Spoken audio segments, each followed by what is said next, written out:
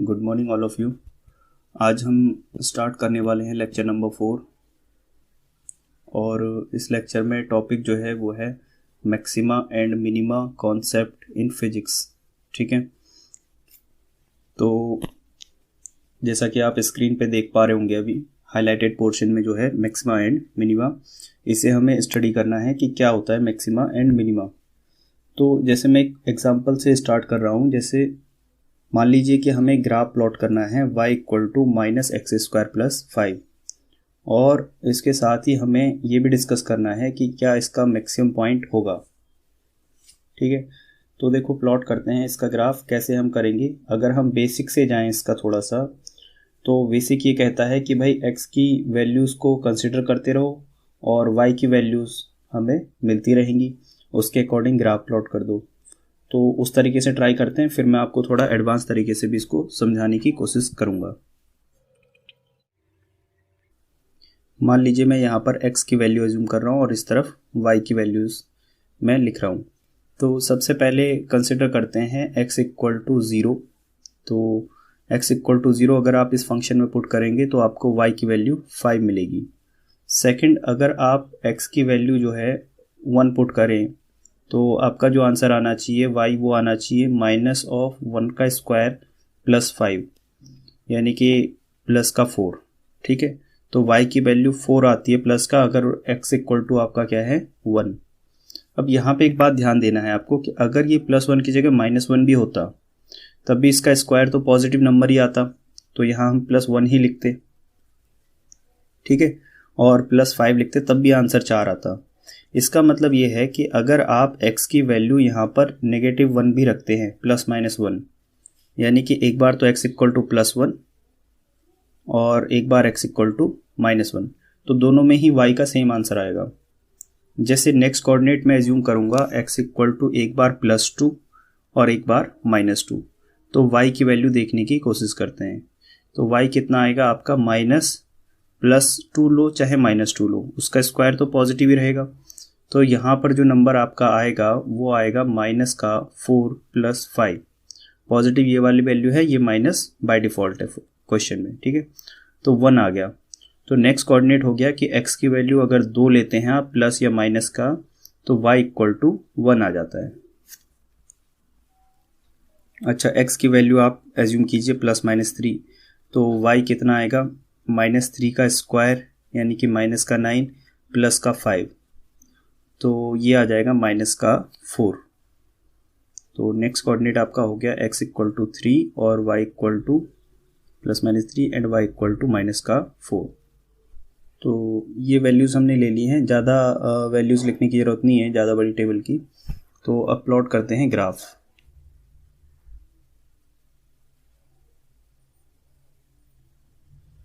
इसमें सबसे पहले हम नंबरिंग कर लेते हैं इसकी। ठीक है, तो सबसे पहला पॉइंट है x इक्वल टू 0 पर y की वैल्यू 5 है, तो ये पॉइंट है। तो यहाँ पर ग्राफ का पहला पॉइंट हमें मिलेगा जो सर्किल किया हुआ है। सेकंड है x की वैल्यू +1 है तो y 4 है, तो +1 है तो सेकंड पॉइंट आपका ये हो गया।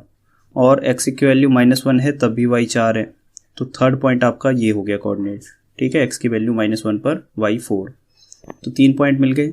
नेक्स्ट देखो x की वैल्यू +2 है तो y 1 है, +2 पर y 1 तो यहाँ कहीं आएगा, और -2 पर भी y की वैल्यू 1 है तो यहाँ पर कहीं आएगा। ठीक है, तो ये पॉइंट हमें 5 पॉइंट मिल चुके हैं इस समय। और अगर आप एक और देखना चाहें, 3 पर x की वैल्यू 3 पर y की वैल्यू -4 है, तो -4 मेरे अकॉर्डिंग यहाँ कहीं होना चाहिए। तो ये पॉइंट आपको ग्राफ में मिल रहा है। ऐसे ही x की वैल्यू -3 होगी तो y की वैल्यू -4 सेम वैल्यू, तो यहाँ पर कहीं पर ये होना चाहिए। तो इन सभी पॉइंट को अगर हम ज्वाइन कर दें तो हमें हमारा ग्राफ मिल जाएगा।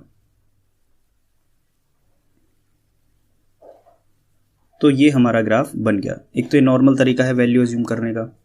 हम यहाँ पर कुछ चीज़ें वेरीफाई कर सकते हैं,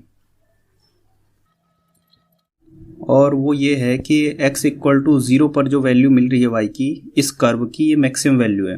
ठीक है, तो यहाँ पर समझें, अगर कर्व आपको मैक्सिमम वैल्यू दे रहा है इस पॉइंट पर, ये ग्राफ की मैक्सिमम वैल्यू है, तो यहाँ पर अगर आप स्लोप बनाएं है ना। स्लोप बनाने की अगर कोशिश करें तो स्लोप वाली लाइन यही होगी जिसको आप टेंजेंट लाइन बोलते हैं।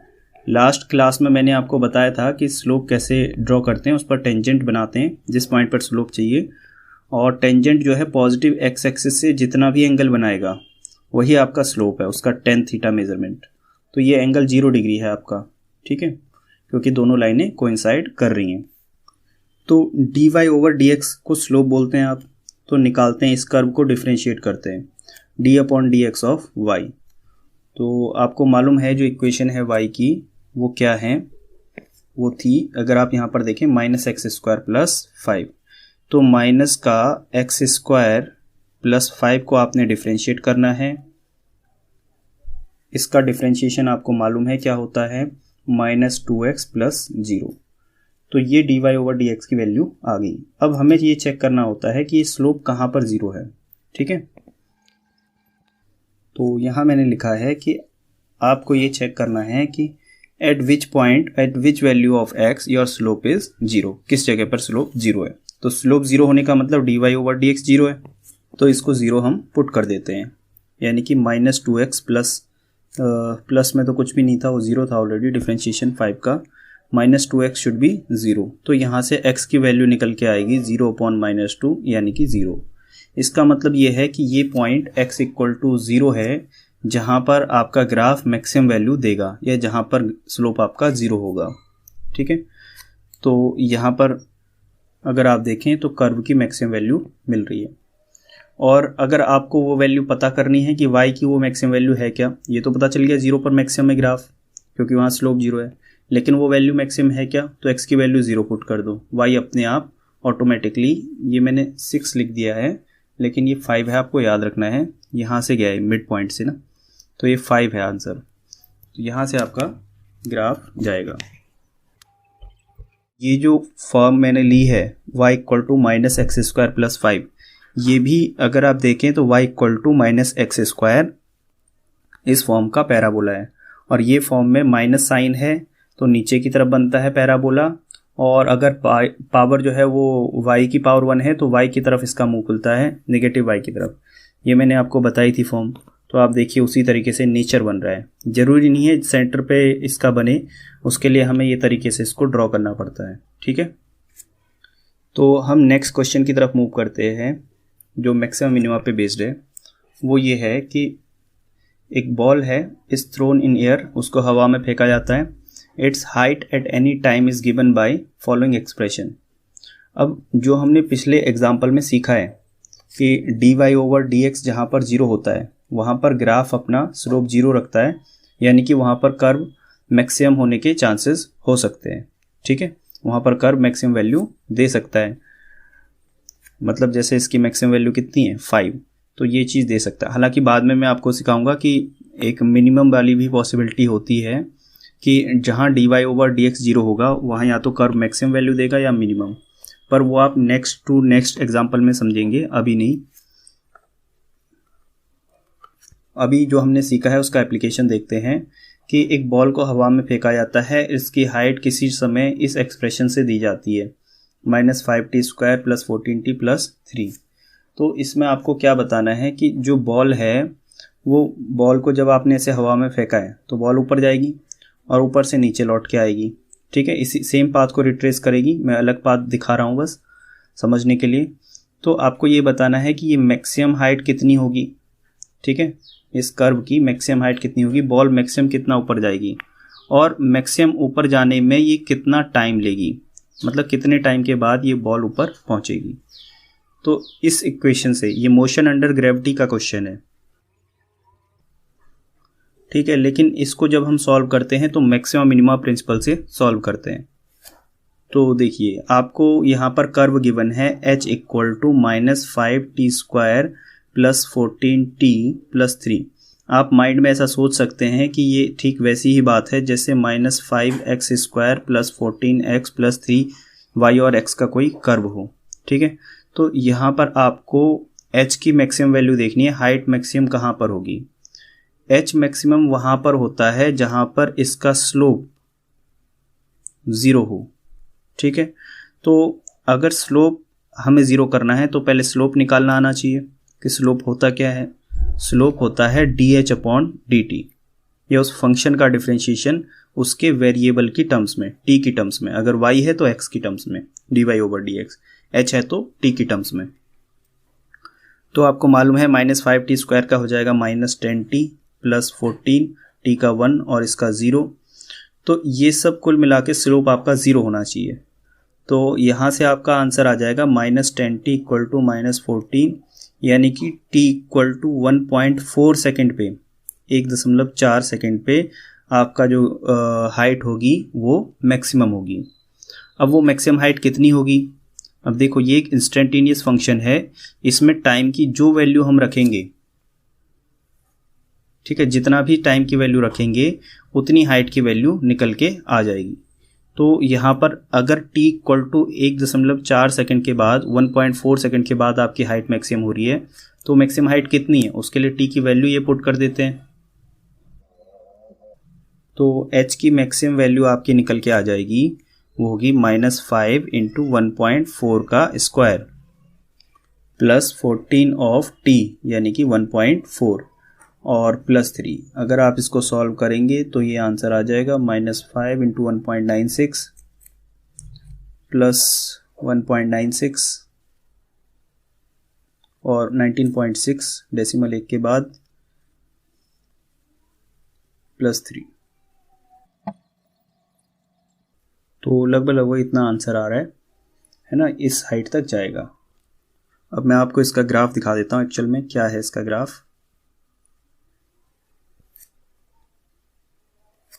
ये इसका ग्राफ है एक्चुअल में हाइट का टाइम के साथ।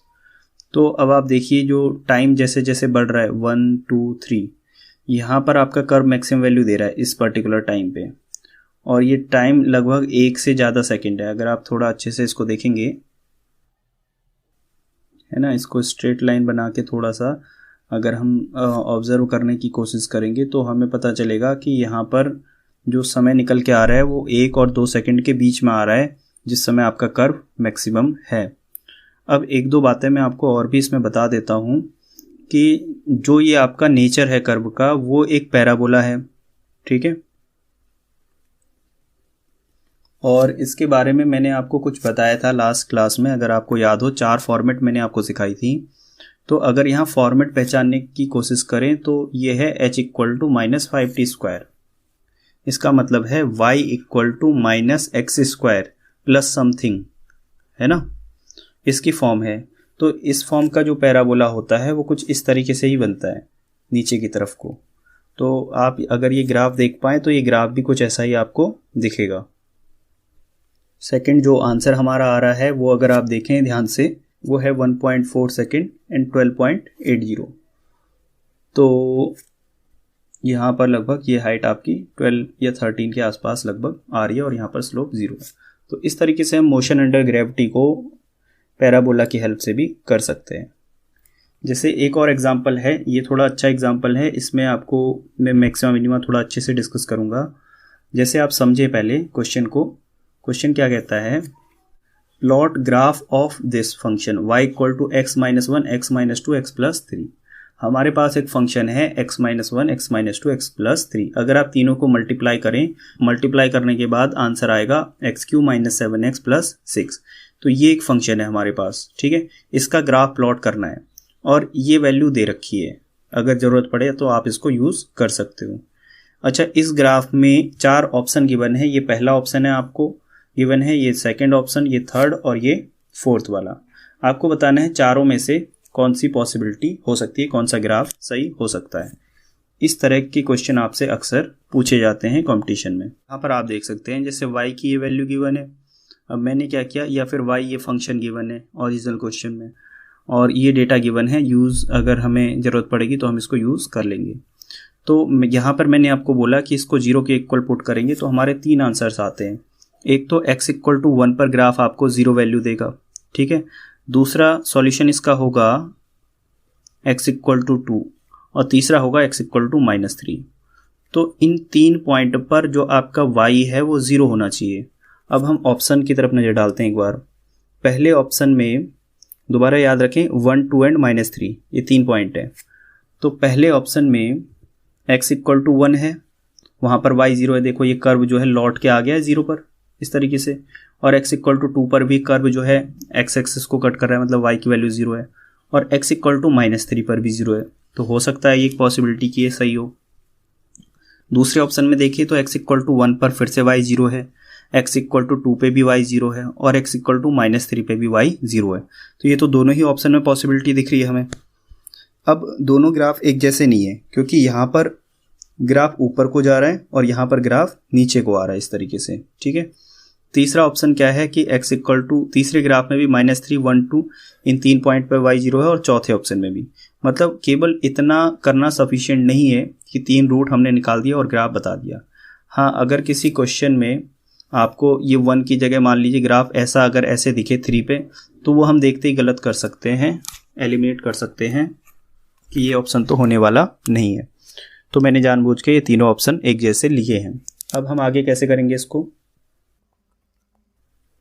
हम कॉन्सेप्ट यूज करते हैं मैक्सिमा एंड मिनिमा का, ठीक है।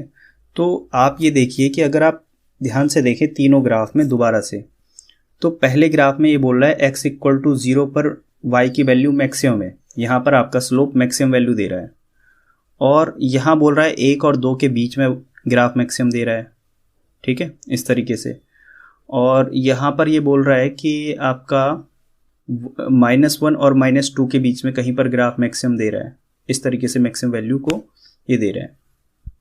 हालांकि इसकी वैल्यू आगे जाके भी मैक्सिमम हो सकती है, ये ग्राफ आगे जाके, लेकिन इनके बीच में ये मैक्सिमम वैल्यू दे रहा है, तो उसको चेक कर लेते हैं कि स्लोप वाकई में 0 होता है या फिर नहीं होता है।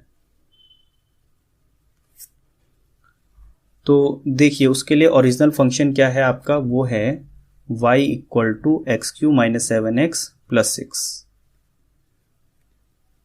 आपने इसका dy/dx किया, वो निकल के आएगा 3x² - 7, और इसको 0 पुट करना है। जब आप 0 पुट करेंगे तो 3x² 7, और यहाँ से x² या x इक्वल टू √7/3, इसकी वैल्यू आपको दे रखी है ये डेटा। तो इसकी वैल्यू आप देखिए 1.52 यूज़ करेंगे, तो इसका मतलब x इक्वल टू 1.52 पे, x की इस वैल्यू पे या तो ग्राफ आपका जो है वो मैक्सिमम होगा, ठीक है, या फिर आपका ग्राफ मिनिमम हो सकता है। क्योंकि मैक्सिमम मिनिमा की बात ये होती है कि अगर कोई ग्राफ ऐसे ऊपर को जा रहा है तो ये मैक्सिमम वैल्यू है, यहाँ पर स्लोप 0, लेकिन अगर कहीं पर ग्राफ ऐसे जा रहा है तो ये जो वैल्यू है y की, ये देखिए नेगेटिव में जाएगी, ये मिनिमम वैल्यू है y की, लेकिन मिनिमम पे भी अगर आप स्लोप देखें तो वो 0 होता है, ठीक है। तो स्लोप 0 होने का मतलब ये होता है कि उस पॉइंट पर या तो वो कर्व मिनिमम वैल्यू दे रहा है अपनी, या फिर वो कर्व मैक्सिमम वैल्यू दे रहा है। अब हम देख लेते हैं 1.52 पे कौन कौन से ग्राफ मैक्सिमम मिनिमम दे रहे हैं। तो ये देखिए 1.52 का मतलब 1 और 2 के बीच में, 1 और 2 के बीच में पहला ऑप्शन देखें तो ग्राफ की वैल्यू ना तो मैक्सिमम है, मैक्सिमम तो 0 पर है, तो ये पहला ऑप्शन हो नहीं सकता। दूसरे ऑप्शन में देखें तो -1 और 2 के बीच में -1.5 यहीं पर आता है कहीं पर, ठीक है। ये जो आंसर है, ये दोनों आंसर हैं एक्चुअली, प्लस एंड माइनस। तो यहां पर अगर आप देखें -1.52 पर, तो ये आंसर आपका ना तो मिनिमम है ना मैक्सिमम। मिनिमम तो ये वैल्यू है कर्व की, है ना, और यहाँ पर मिनिमम बोल रहा है, तो ये ऑप्शन हो नहीं सकता। अच्छा, 1 और 2 के बीच में यहाँ इस पॉइंट पर हमें लग रहा है कि 1.52 ये शायद सही ऑप्शन हो सकता है, क्योंकि यहाँ पर कर्व मैक्सिमम वैल्यू दे रहा है और स्लोप भी यहाँ पर 0 है इस पॉइंट पर। तो लेकिन इसका लेफ्ट पोर्शन गलत है, मिनिमम वैल्यू कहीं और दे रहा है 1 और 0 के बीच में, तो ये ऑप्शन एलिमिनेट हो गया। थर्ड ऑप्शन अगर आप देखें तो ये चांसेस थोड़ा बहुत लग रहे हैं कि 1 और 2 के बीच में यहाँ कहीं 1.52 होगी वैल्यू, और वहाँ पर ग्राफ आपको मिनिमम वैल्यू दे रहा है, मतलब इससे कम ग्राफ की वैल्यू नहीं है। और अगर आप 1 और 2 के बीच में देखें नेगेटिव में, तो यहाँ पर भी आपकी -1.52 पर वैल्यू जो है आपकी कर्व की जो मैक्सिमम है, इससे ऊपर ग्राफ नहीं जा रहा है, ग्राफ इससे नीचे ही उतर रहा है, लेफ्ट और राइट दोनों में। तो ये ग्राफ की मैक्सिमम वैल्यू है -1.52 पर, और इधर +1.52 पर मिनिमम वैल्यू है, मतलब यहाँ पर भी स्लोप 0 है आपका, और यहाँ पर भी आपका स्लोप 0 है इस पॉइंट पर। तो ये एक ऑप्शन सही हो सकता है। अभी हम देखते हैं चौथा ऑप्शन। चौथे ऑप्शन में ये बोल रहा है कि -1 और 2 के बीच में ये जो 1.52 है, यहाँ पर ग्राफ आपको मिनिमम वैल्यू दे रहा है, तो एक चांस लग रहा है कि यहाँ पर बात सही है, स्लोप 0 है। लेकिन अगर इसका दूसरा ऑप्शन देखें 1 और 2 के बीच में, यहाँ पर -1.52, ये ग्राफ की मैक्सिमम वैल्यू नहीं है, क्योंकि ग्राफ तो यहाँ 0 और 1 के बीच में मैक्सिमम कहीं हो रहा है। ठीक है, तो ये 4 ऑप्शन है। अब आपको पता चल गया ये चीज़ 0 यहाँ पर है। इसका एग्जैक्ट अगर आप ग्राफ देखें तो वो चीज़ ये आ रही है। ठीक है, -1 यहाँ पर आप बोल सकते हैं, -1 और 2 के बीच में ग्राफ की ये मैक्सिमम वैल्यू है और 1 और 2 के बीच में ग्राफ की मिनिमम वैल्यू है।